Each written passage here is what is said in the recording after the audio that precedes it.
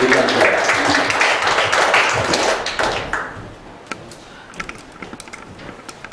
Good morning, everybody. Good morning. Is that better? Red line on.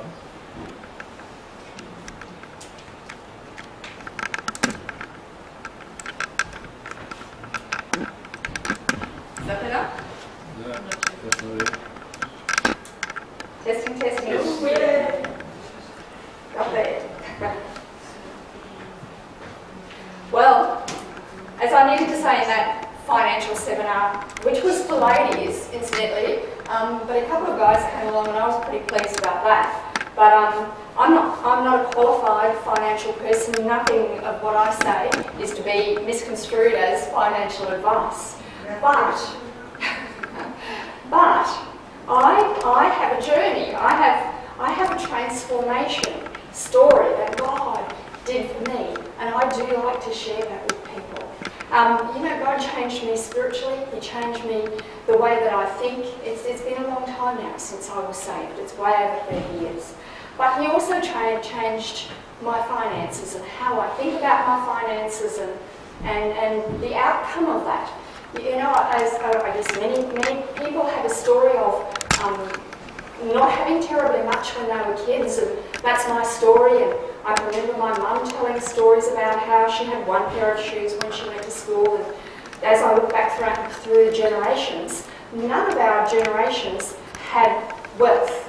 And so when I was a kid, it was like that too. There wasn't very much to go around, and I was an only child, so thank heavens for that I didn't even have brothers and sisters, or there would have been even less. But there wasn't ever terribly much. I can't remember having a sense of abundance, I guess, is the word. And then when I grew and when I was married, when my kids were little, I used to, my son would wear out his sneakers like anything, and I would sew them up with heavy thread, and I used to fret so much about getting bills, and I would turn my bills over and put them on the fridge so that I knew they were there, but I didn't actually have to read them or think too hard about them. I used to find all little ways like that to not have to think too hard about my bills. But God picked me up out of the miry clay and turned me around and set my feet on solid ground. And after I was a Christian, so many things about me, just like you, started to change. I started to change behaviours about a whole range of things and the way that I thought.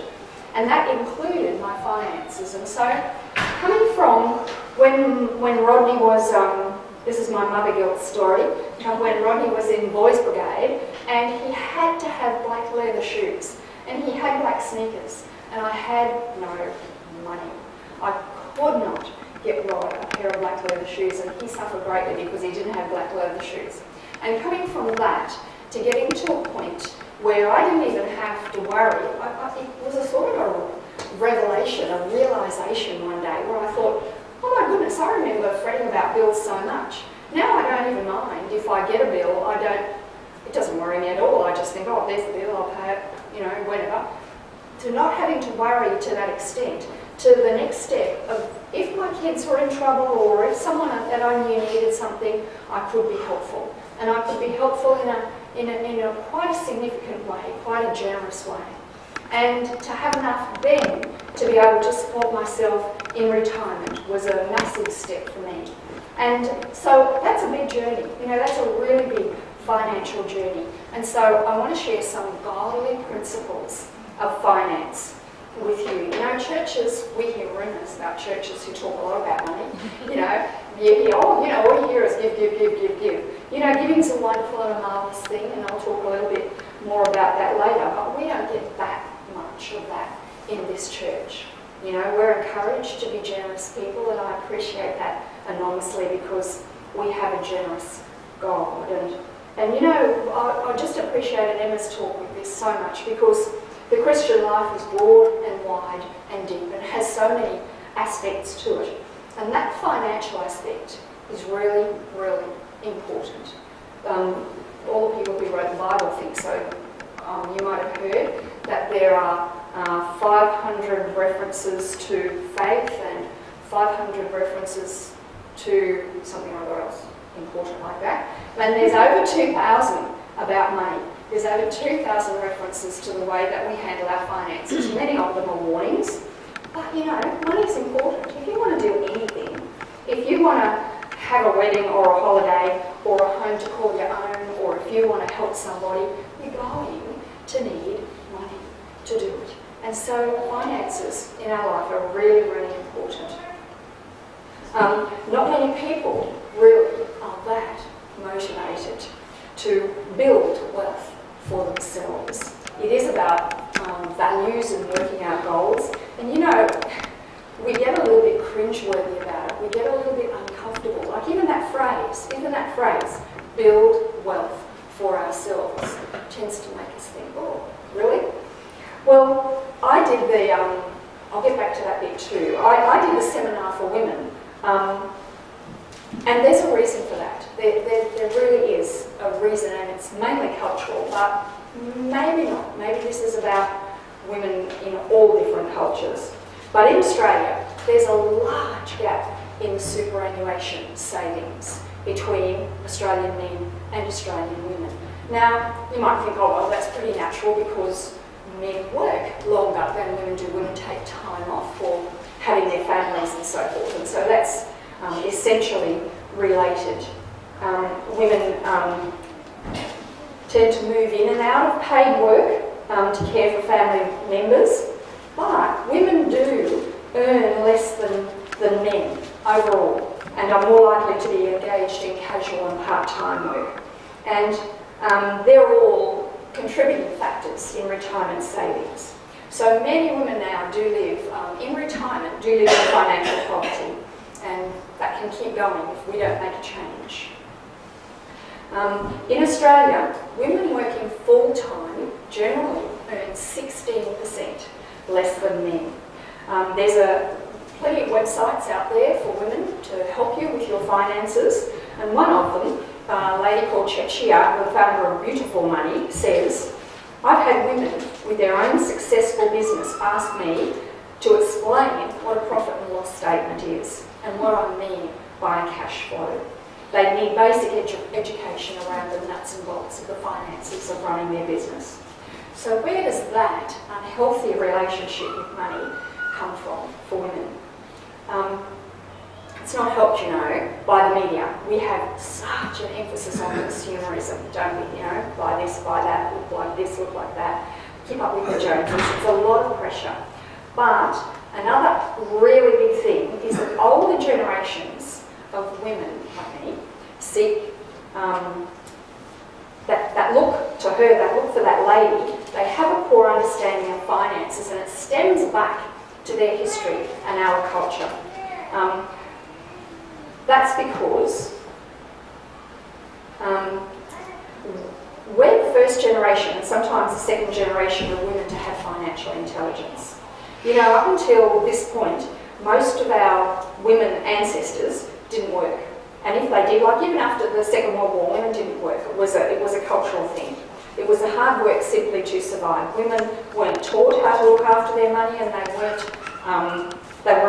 weren't expected to learn about money. If their family owned a business, they went and worked for that business, they worked in the shop, or they worked for doing what needed to be done.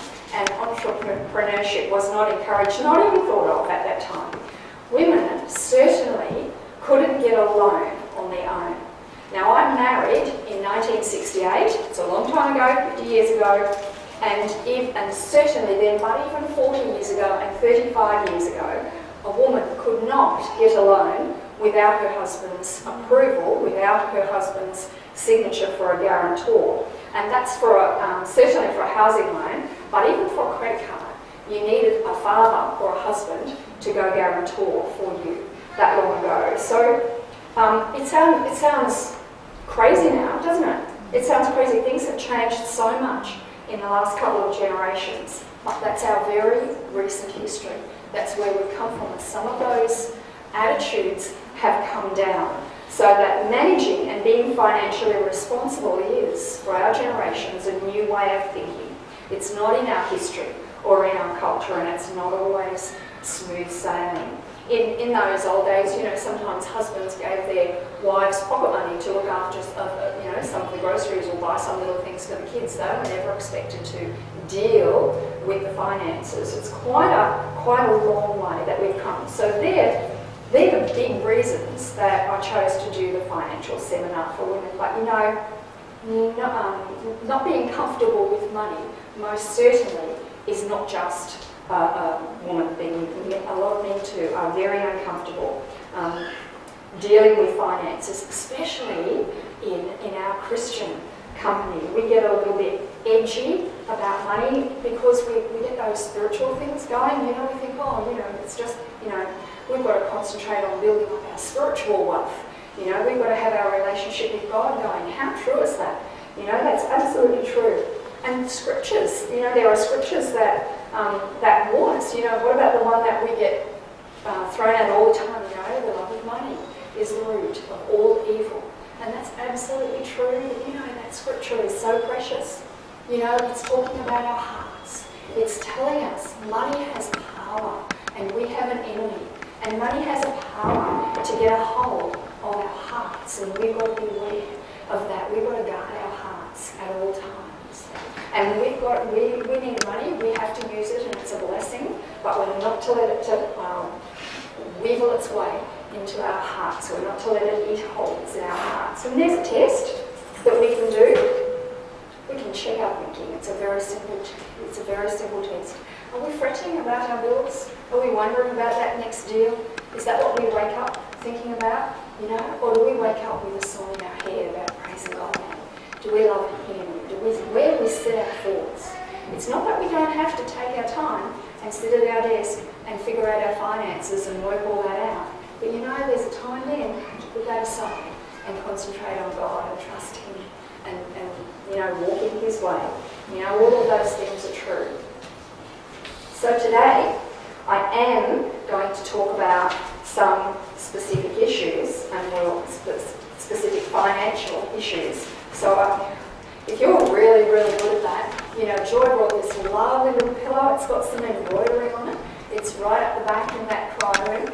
If you're really, really good at all this money stuff, I thought you might like to lie down.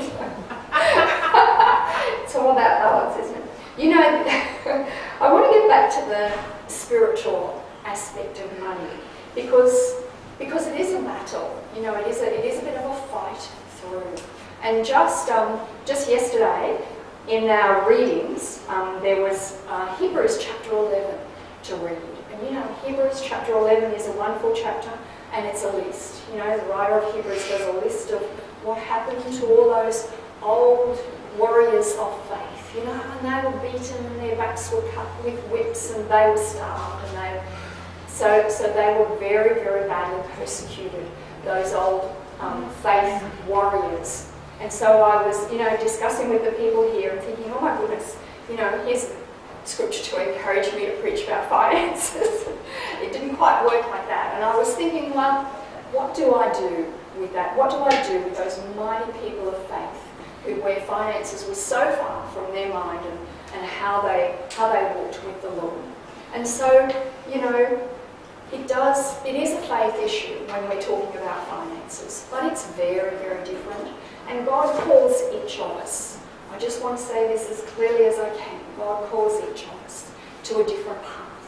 He really does. And just because I've got a financial journey and a spiritual journey and a health journey that like Emma's, just because mine's like that, we all know we're all different. We don't do things the same, but nevertheless we can help one another, and there's a balance to all of that.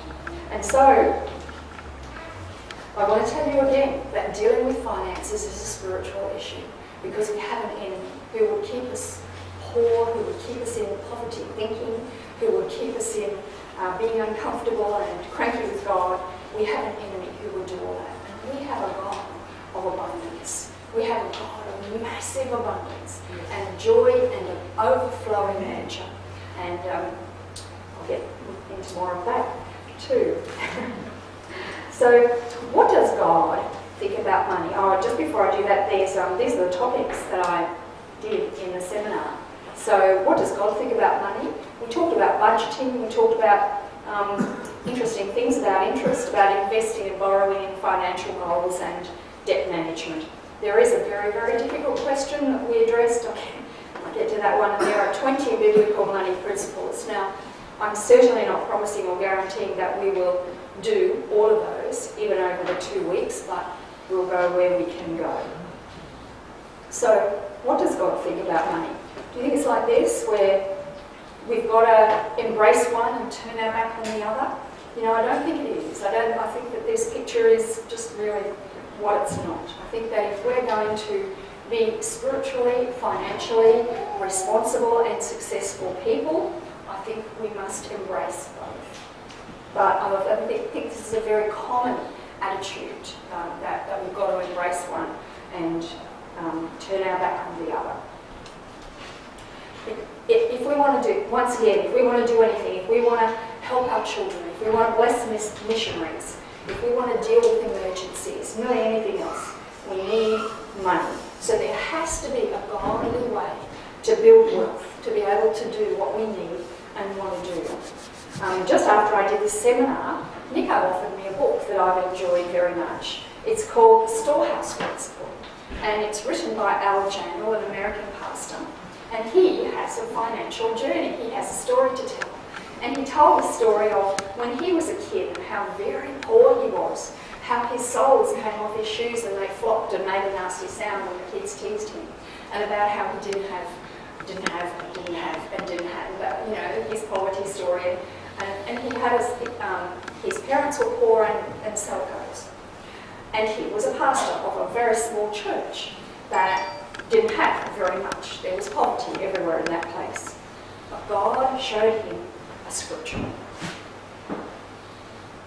And the scripture is Deuteronomy 28:8. And it says, "The Lord will command the blessing upon you in your barns, in your storehouse, and in all that you put your hand to, and he will bless you in the land which the Lord your God gives you."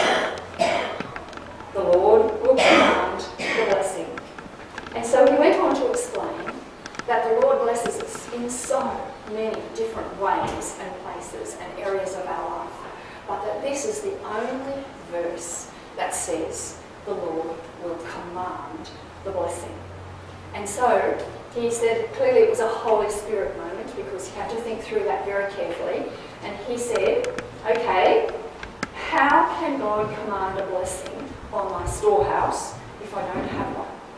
And so he took some money away and he put it in the bottom of his fridge, and it went a bit mouldy. So he had a pretty funny story to tell about all that. But he went on to explain how he, almost straight away, he organised a little storehouse for his church and a little storehouse for his family. And he was encouraging his children to do this too. And he says a storehouse is a place where stuff is stored, but it's also a place where it continues to grow, so that you keep putting stuff in your storehouse. Now, it's going to be different for each of us, but for me, it's a place where I put savings or something like that. And what I want those savings to do is not go in the bottom of the fridge so they go mouldy, but I do want them to work for themselves. So I've worked for those savings, but I want those savings to do something for themselves. I want them to work. And so I'm going to get on to that topic of interest in a little while. I want them to gain some, I want my hard-earns to do something for themselves and gain some interest or make a profit somehow or other like that.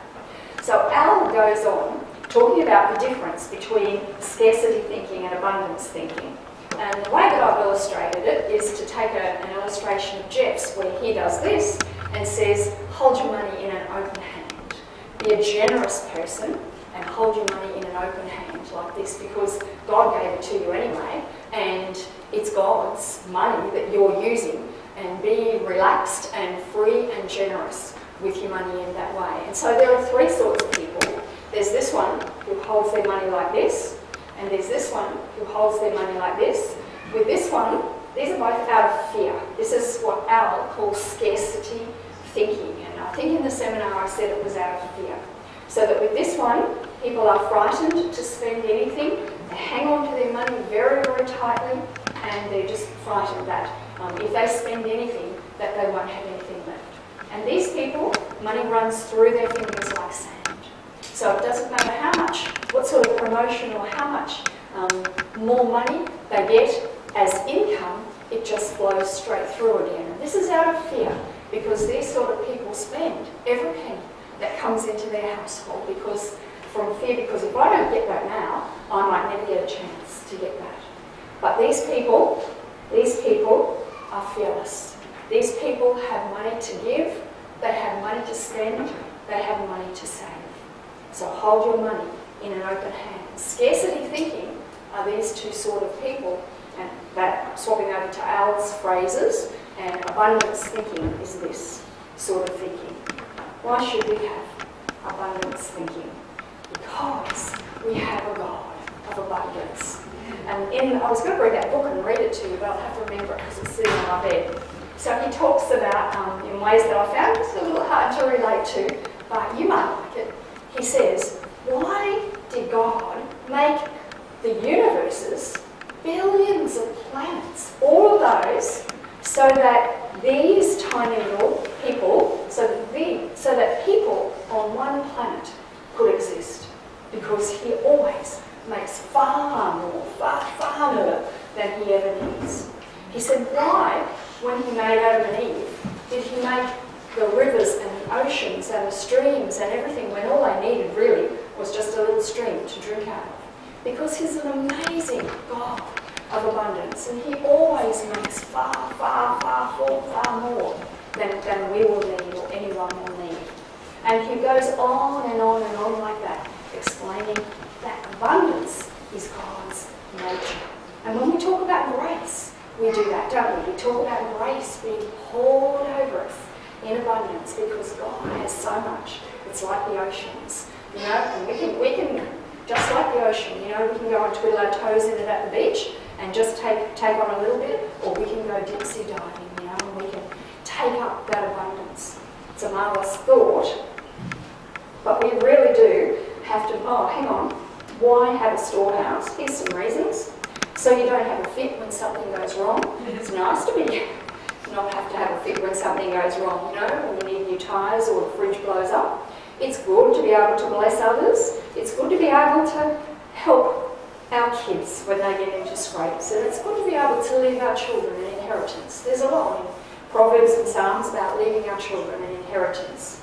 For some reason in our generation, in our culture, it's become a bit of another cringe thing, or like it's a crime or something to want to leave your kids an inheritance. I think because it just costs so much in aged care homes and that sort of thing, and our massive expectation that we'll support ourselves in our old age like that.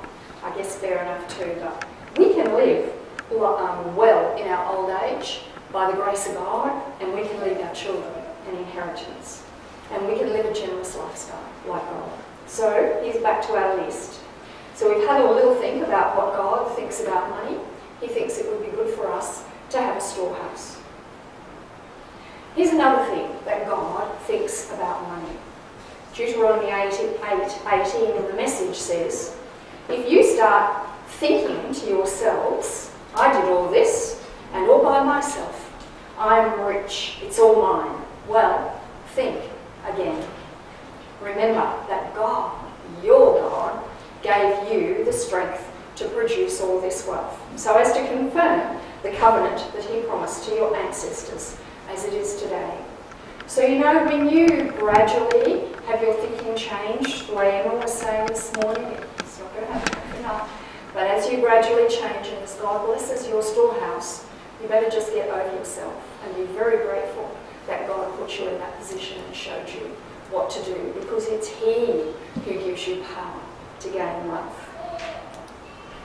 So what does God think about money? He thinks you should have a storehouse, and he thinks you should be very, very grateful for him, to him, that he commands the blessing. So we are going to start off with budgeting. You know, not sure why. I've never been a terribly good budgeter, I must confess from the outset, but I've heard so many people say it's a good thing to do that I do have a go at it from time to time. But it makes you cranky, doesn't it? You know, budgeting is such hard work, and it is an emotional thing. It makes you frustrated. Here's all the cranky feelings that go with budgeting: frustration and guilt and envy, because oh my goodness, they're much better at it than me. And I'm so cranky with this system, and shame and disappointment if it goes wrong. You know the first rule of budgeting is don't spend more than you earn. That's pretty basic, isn't it? You know how many people don't know that? You know how many people spend more than they earn? It's just an amazing thing. I don't really get it, but there you are. You know, writing a budget is not budgeting. Did you know that? Just because we've written a budget does not mean we have a budget. You know, when I write my shopping list, my shopping is not done. My shopping list is the plan. When I write my itinerary for my holiday, I haven't had my holiday. I've just written the plan. That's what writing a budget is, but it's where we have to start. So here's how it feels when we write the budget, and here's how it feels when we actually put the budget into place. It's a surprise, oh my goodness, that worked. And it's joy and elation and pride, the right sort of pride. Oh, I managed to get that done and I did it well. That's the right sort of pride. And it's excitement and confidence. Here's a clue when you're trying to put your budget into place. Spending is not saving. So I bought this thing for $50 and the market price was $65. I didn't save $15. Did you know that? Did you know you didn't save $15? Because you wouldn't have bought that thing in the first place if it was $65. Yeah. I love doing that though. I love seeing those sale signs and doing all those saving at the shops. Here's the next clue. If you're at a shop, you're not saving. It's the bank where you do the saving. The shop is where you do the spending. You know, my mum, I'll tell you my mum's real story because it's just such an awful story. My mum, she'll be 93 this year, you know. She got married in 1948. That's a long time ago, isn't it? And so she had this lovely little engagement ring. You know, they weren't very wealthy, it was only a tiny little thing. But can you imagine the emotional value that was attached to that little engagement ring? Because my dad had died for some years. And she's a bit of a tissue girl, she's got tissues here and tissue there. So she had a tissue in the bathroom sink. And she must have just taken her engagement ring off and put it on the tissue to wash her hands, and her vision's very poor, you know. And so a little while later, she was saying to me, I can't find my engagement ring. My engagement ring's gone. She went, oh! I took that tissue and flushed it down the toilet. And her engagement ring's gone. So she grieved terribly over this very, highly emotional thing, this engagement ring. But earlier this year, down at the Val, the jewellery store was closing down. It had 60% off. Did you see it? Did you all go and do all your savings down at the jewellery store? She did. She went and saved money at the jewellery store. So spending is not saving. You know, if it's not in your budget, if you spent that and it's not in your budget, you haven't budgeted and you haven't saved. You know, you've got to get real about this sort of thinking. I want to show you this website because, you know, there is a lot of help out there for managing money. Now, this website's ASIC, it's Money Smart, and there is so much on this. It's entirely educational, but it is full of helps. So this is Money Smart, and I would really encourage you to have a go at Money Smart. This is the budget planner, and there's a calculator, and there are all sorts of ideas and educational hints, lots and lots of things to do. I'm going to show you quite a few websites and pages like this to encourage you to go and explore these websites. There's a lot in them. You could spend all day exploring these various aspects of these websites. So here are some calculators and apps. Look how many there are. This one says top 10 calculators. There are budgeting and saving and tax calculators. There are health calculators and toolkits, mortgage, loans and credit and debt, calculators for superannuation, for investment. There are search tools, there are mobile finance apps, and there are teaching resources. What a good website. There are others like this. This is just one. Any of these that I show you, I just can't tell you how much there is out there. This is just really the very edge of the story. So I went to the 10 top 10 calculators for the next page, and here in those calculators is a budget planner. Here's a compound interest calculator, and I use that. I've got another page to show you from that. There's a credit card one and an income tax calculator, and you can see all those. There are some for a retirement planner and a mortgage one. So there are lots of tools and lots of helps, but if you're going to write a budget, you are going to have to start being a little frugal with yourself, maybe more than you have been. And these three are also websites. They've got some funny names. 63 Practical Ways to Live a Frugal Life Without Looking Like a Cheapskate. The Ultimate Frugal Living Guide. 18 tips. I like those. I like the names. But there are stacks of them. So you're thinking, oh, frugal. So what's that got to do? How can I be thinking about frugality when you've only just been talking about abundance? Well, it's first things first, you know, and if we're going to live a generous lifestyle to others, then we're going to need, very, very likely, to be a little frugal with ourselves. If we're going to get to the position of not spending everything that comes into our households, it's going to take a little different way of thinking and a little frugality. Now, some of these tips are just weird and wonderful, and I wouldn't dream of even considering them, but you know, there's some good hints in there. Why not do that sort of thing? So what does God think about money, and what about budgeting? The next thing that I'd like to address, just stop me if it goes too long, is interest, and the interesting things about interest. So first of all, this doesn't get too dry. So what is interest? Well, it's calculated as a percentage of a loan. It's either for people who are loaning money or for people who are borrowing money. Whichever way it's going, it works the same way. But it's paid to the lender periodically for the privilege of using their money. However, the thing that gets tricky about interest is that it's expressed in so many ways. So here we have a comparison rate, there's an effective annual interest rate, there's simple interest, and there's compounding interest.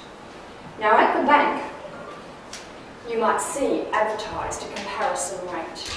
And that's pretty, if you're borrowing money to buy a house or something similar.